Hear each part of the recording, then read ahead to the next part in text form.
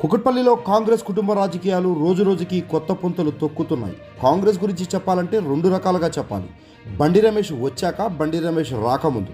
అప్పట్లో సీటు కోసం పోటీపడ్డ వెంగళరావు గులాబీ గూటికి వెళ్ళగా సత్యం శ్రీరంగం పార్టీలో ఉండిపోయారు.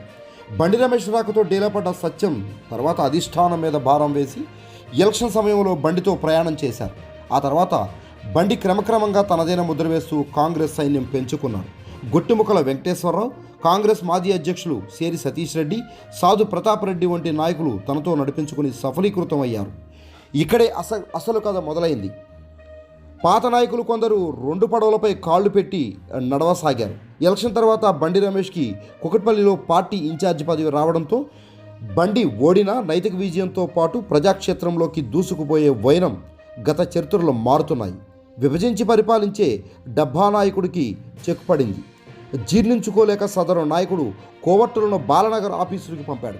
అందులో ప్రధానంగా 2 డివిజన్ నాయకులు, ఓ మహిళా నాయకుడు కోవర్టులుగా ఆ సెల్ఫ్ డబ్బా సోషల్ మీడియా నాయకుడు విషయాలు చేరవేస్తున్నట్లు సమాచారం.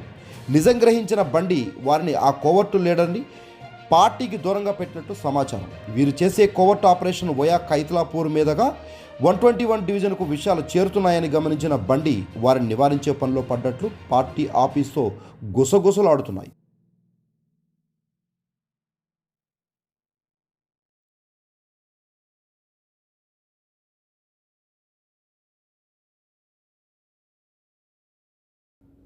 కోవర్టు నాయకుడు అవసరాల కోసం చోటా నాయకుల జీవితాలతో ఆడుకోవడం సమంజసం కాదని విఘ్నులు చెప్పినా నేనే ముందు, నాదే కాంగ్రెస్, వీరందరూ ఎందుకు వచ్చారు, నేనే ఉండాలి అనడం అందరూ బహిరంగంగానే విమర్శిస్తున్నారు. ఎక్కడైనా గెలవాలి అంటే కలిసి నడవాలి, కలుపుకోవాలి. కాలు దువ్వితే కలంపోట్లు కొలంపోట్లు ఉంటాయి.